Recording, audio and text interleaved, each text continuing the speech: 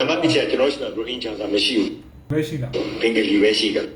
ကျွန်တော်တို့ရိုဟင်ဂျာအတိမမပြူကဲ အဲ့ဒါငါချင်းများအားလုံးမင်္ဂလာပါကြောထံဘလော့ကနေပြန်လဲကြိုဆိုလိုက်ပါတယ်နော်ဗါတယ်ပြောထားလဲဆိုတာလဲဘုသူတန်လိုက်နားထောင်ကြည့်ပါ ဘာမှပြချက်ကျွန်တော်ရှိတာရိုဟင်ဂျာသာမရှိဘူး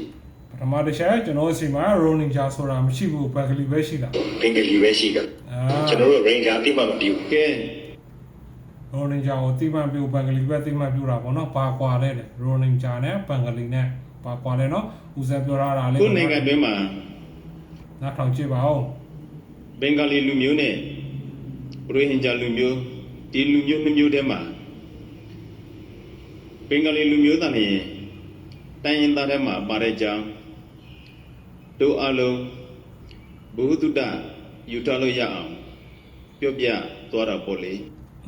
ဟုတ်နော်နားထောင်ကြည့်ပါဦး ကဲဆက်ကြည့်ကြစို့ ဘာမှပြချက်ကျွန်တော်ရှိတာရိုဟင်ဂျာသာမရှိဘူး ပထမတစ်ချက်ရိုနင်ဂျာဆိုတာမရှိဘူး ဘင်္ဂလီပဲရှိ ဘင်္ဂလီပဲရှိ ကျွန်တော်တို့ရိုဟင်ဂျာအတိမမပြူ ရိုနင်ဂျာကိုတိမှန်ပြလို့ ဆိုတော့ကျွန်တော်ဘာဒီရိုဟင်ဂျာဆိုတာမရှိဘူးသို့တော်လည်းပဲဒီဟာဒီကိုသူဟာကိုသူတို့ကရိုဟင်ဂျာလို့တတ်မှတ်တာ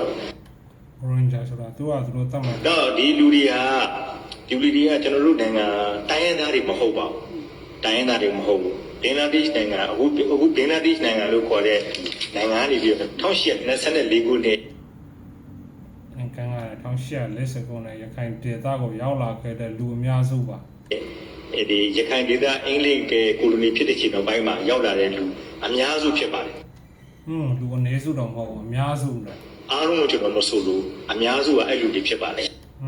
များစုကအဲ့လို ကျွန်တော်တို့လို့ရှိရင်အရှိဘင်္ဂလားနယ်လို့ခေါ်တာအဲ့လူတွေကဒီမှာလာပြီးတော့မှဒါဒီပေါက်ပွားလာတဲ့လူတွေဖြစ်တယ်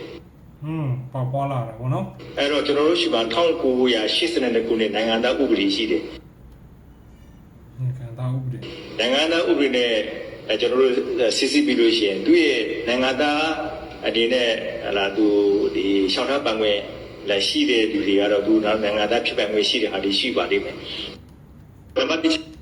တောင်းပြီးကျေးဇူးတင်ပါတယ်เนาะဒါကတော့ဘုံသုတ္တနဲ့ပြန်ပြီးမျှဝေပေးတာပါနောက်ထပ်ဗီဒီယိုမှာပြန်တွေ့ကြမယ်เนาะဘိုင်ဘိုင်